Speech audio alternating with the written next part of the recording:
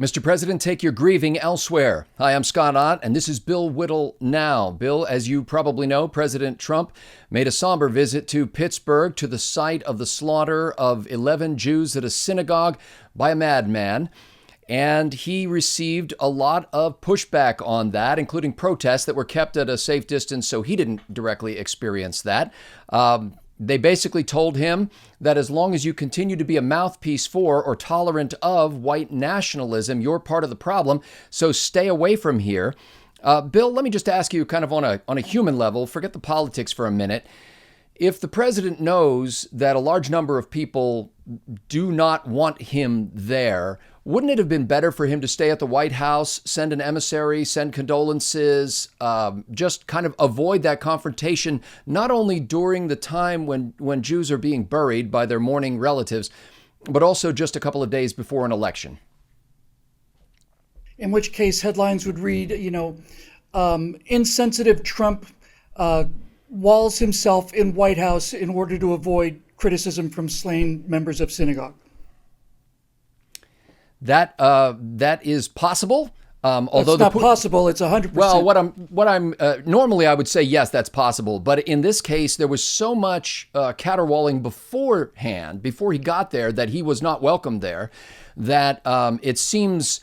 And I don't think the press would have praised him, said, Mr. President, good job staying away. But it seems less likely that the liberal press, anyway, would have lambasted him, don't you think?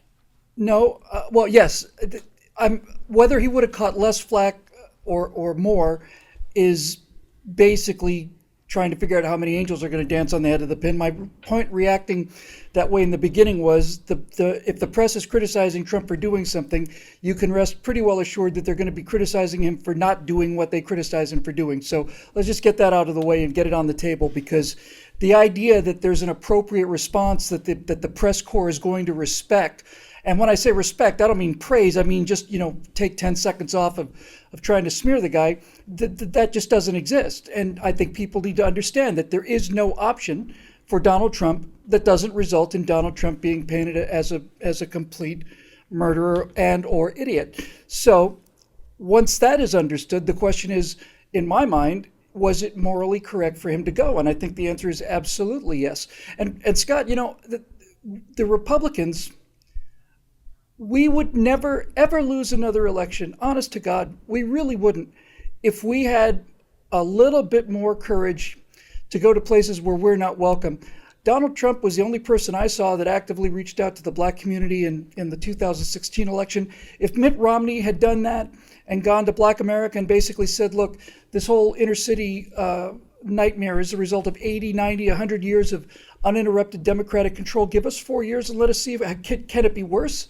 Let me add to that what you just said, Bill, because this past week, within the past 2 weeks, the president welcomed a very large group of black conservative leaders to the White House. So it wasn't just campaign talk. He actually brought them into the White House, and Candace Owens, among others, said, well, this is highly unusual. Yes. And see, this is how you win elections, because it's not a question of winning elections, Scott. It's not an election strategy. The entire idea of conservatism, as I understand it, is that it is about the individual. It is about individual choices, individual responsibilities. We don't see ourselves as African Americans, Italian Americans, and so on. We see ourselves as Americans, and it's not to say we won't judge people. Everybody judges everything. You judge whether you like Frito corn chips better than you like Lay's potato chips. Everybody's making a judgment. But our judgments, ideally, are made on an individual basis, on an individual person's strengths and weaknesses, got nothing to do with their race, their color, or their background, where they came from, their sexual orientation. So for Donald Trump to go to places where he's not welcome is to say to them, well, I understand the opprobrium and the hate that's been laid on me, and there may be some of it is justified in your eyes, or maybe all of it's justified in your eyes. Doesn't matter. I'm still the president of all the United States. I'm president of all the people in the United States. I'm here to pay my respect to those people that died, and to pay my respects to the congregation. And if the congregation wants to turn that down, that's their prerogative, certainly, but that doesn't mean I'm not going to offer it. Well, there have been the two main criticisms have been that President Trump is essentially turning a private grieving experience into something that's about him. And then the other accusation is that his tolerance of or even fanning the flames of white nationalism have contributed to the kinds of outbursts that we see here, even though the shooter was purportedly a anti-Semitic Trump hater. Now, all that said, I don't think you're going to see in the mainstream media a whole lot of what he actually did while he was in Pittsburgh.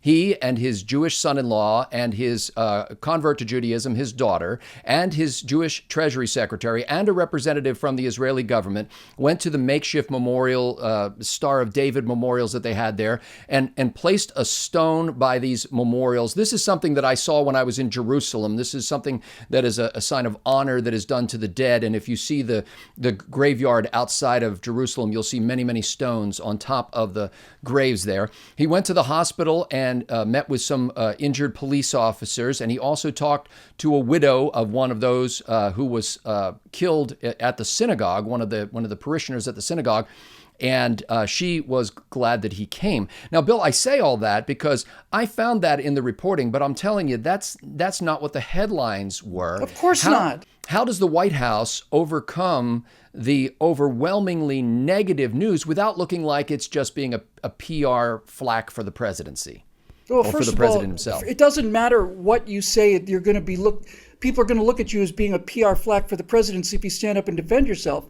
This is why Twitter was invented, to the ultimate dismay of the progressives that invented it, is it allows Donald Trump to communicate directly with the American people without going through the filter of these Marxists who want to turn this country into everything that it isn't. So I would have tweeted out pictures of it, and people, oh, Donald Trump is boasting. They're good. It doesn't, Scotty. It's just as you said. It doesn't matter what he does. He's going to be accused of these things anyway. But I want to address the white supremacist issue and the anti-Jewish issue that Donald Trump somehow tolerates this. First of all, as you well pointed out, he's got a 2 kids, and now is it a grandchild as well? Grandchildren as well, yeah. Yeah. So I'm definitely going to be advocating, for a group that's out to murder my children and grandchildren. This whole thing came about, this whole white supremacy thing came about, as I recall, after the Charlotte rally, where something like the entire Nazi nation of America showed up. 200 losers, right, and a couple of vans. And one of these guys gets unhinged and kills a protester. And rightfully so, everybody is outraged. And Trump had the audacity, because Antifa was there and all the rest. He said, look, there's people from both sides there who are causing trouble. He's absolutely right.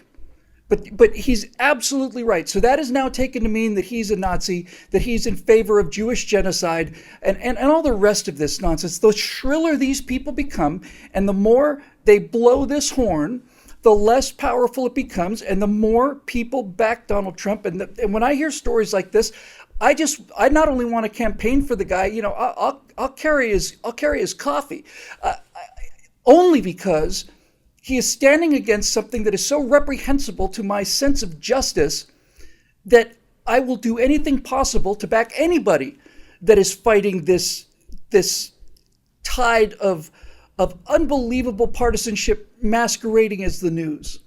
Well, and it might be added that Donald Trump was the president who fulfilled a promise that many presidents made in actually moving the U.S. embassy to Jerusalem, the capital of Israel, as the Israelis themselves see it. Yes. And that took enormous courage. And you would think that there would never be another Jewish vote in America that went Democrat, but of course that's not the case. And not only did he take and let me say why that's so important. By moving the embassy to Jerusalem, what Donald Trump is saying to the Palestinians, this is the reality. It's been this reality since 1948, and you can carry these grievances into the year 3000 if you want to, but if you think you're going to wear us down like you thought under the previous administration, you're wrong. These are our friends. These are who we're backing. And now if you want to come to a peaceful settlement, that's great. But time is not on your side anymore. Time is no longer working for you. We are here on the side of Israel. We would like to make peace with you, as we have tried to do for 50 years now. Do you want to or not? So by making that move from the embassy to Jerusalem, Donald Trump is saying to the world, but especially to the Palestinians, America backs Israel. Israel's going to stay. We're going to stay. This is the reality. And no amount of bombing and no amount of protest or stone throwing is going to change it. So why don't we stop this nonsense and this pain and agony that's been going on for 50 or 60 years and find a way to come together and live with each other? And one more thing needs to be said about Donald Trump and Jews. Donald Trump has overturned Barack Obama's unbelievable submission to, which is what the word Islam means, by the way, to the Iranian regime. You know, Barack Obama sends the Iranian regime $800 million, was it, in cash on a pallet loading? in an airplane. Yeah, pallet. Yeah, that's what I was looking for. Here's $800 million in cash, Iran. Use it on whatever you want to, but please don't use it on your nuclear program, because that would be very, very wrong. Donald Trump is doing more to protect Israel than the IDF is. And the IDF is magnificent. But what he's also doing is he's also telling the mullahs in Iran, you no longer have an administration that is on your side as you murder your own people. Now you've got people with some kind of moral compass behind them and some kind of historical appreciation of civilization. And we are standing up for Israel, who are our partner and who are civilized people. And we were talking about this just the other day, Scotty, about how they were treating people.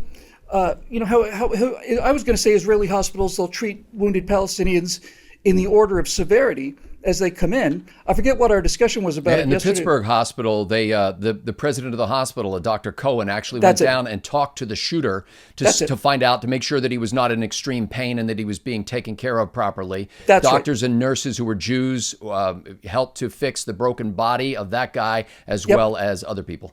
Right. And so what they did, that was the connection. Thank you. So what those Jewish doctors did with the person that came there to murder them is precisely identical to what happens in Israel on a much larger scale, when scores of Jewish doctors are treating scores or hundreds of dead or dying Israelis and Palestinians in the order in which they need the care. And there's a word for this, Scott, and that word is civilization. It's called civilization. That's what civilization is. It means being civil. It means having laws and a fundamental humanity, a fundamental morality that transcends politics.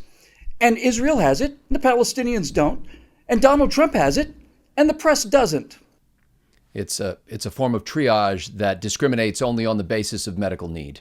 Yeah, and if you want to talk about triage for this society of ours, the first thing I would do is paint a giant H on the forehead of every single member of the press, indicating that being given enough heroin so that they can die in peace. Because when I say die in peace, I'm not talking about them as individuals, but this media complex, this information media complex, I think Breitbart called it, this idea that they're reporting the news, when in point of fact, they are more partisan than the Democratic Party operatives would be in any other situation. They need to be triaged out of this society. And we need to have something like fair news reporting in this country. And if we don't get it, then I suspect we're going to end up with two countries, one of which will have fair media reporting. Now, I know I've already overstayed the normal length of one of these episodes. And when Bill says Breitbart said that, by the way, he was talking about Andrew Breitbart, the late Andrew Breitbart, not the website. Yes. I was friends with Andrew Breitbart. Yes. And let me just finish up here, Bill, because I want to I want you to speak directly to the kinds of people who will go onto the YouTube comments section under this episode and begin spewing their anti-Semitic, anti-Zionist, anti-Jew, anti-Israel rhetoric. It happens under completely unrelated videos. I can't imagine we're going to escape it this time. What do you have to say to those folks? I don't want you here. And why do you think they hang out here? Because some people, many people, have a difficulty in sifting right from wrong on individual cases as opposed to on group cases. What you'll often hear from the anti-Semitic commenters is that international Marxism is a Jewish invention, a Jewish conspiracy. And look, you get down to people like Saul Alinsky and the people, and Trotsky and the guys that did so much of this damage, is absolutely true. But to say that because I'm against Marxism means I'm against Jews kind of nuts.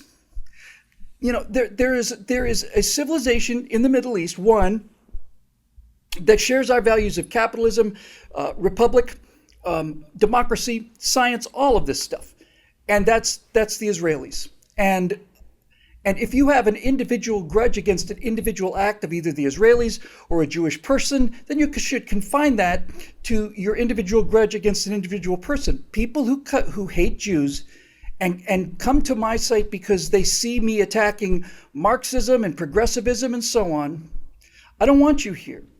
I'm sorry. I'm not sorry. No, I'm not. I'm not sorry. I don't want you here. If you can't tell the difference between these things, then you probably belong somewhere else. And I'm sure there are other places you'll be able to find that will be able to stitch the vast worldwide Jewish conspiracy into every other single thing that's wrong with America. But I don't see how we're going to fix the FBI and the IRS and all of this deep state and all of this other corruption, all the rest of these media bias, all of it. I don't see how we're going to fix this if we've got people in our midst who are so fixated on ancient prejudices that they can't see what's in front of their eyes in terms of the individual cases that need to be made against progressivism. And where that overlaps with Judaism, you need to separate the two and figure out where the problem is. Speaking the truth 5 days a week, indiscriminately and liberally, Bill Whittle lets it fly, and we are glad that you have made it possible for him to do that. When I say you, I mean you, the member who has joined up at BillWhittle.com and is paying your $9.95 a month to make it possible for others to hear this. Once again, Bill, and I won't ask you to comment on this, but once again this week in our Backstage members-only episode, I had several requests from people to say, get this out from behind the paywall. People need to see this. We are grateful for those kind of people who are willing to fund this anonymously and share this with the world. For Bill Whittle, I'm Scott Ott. Thanks to the members at BillWhittle.com for making this possible.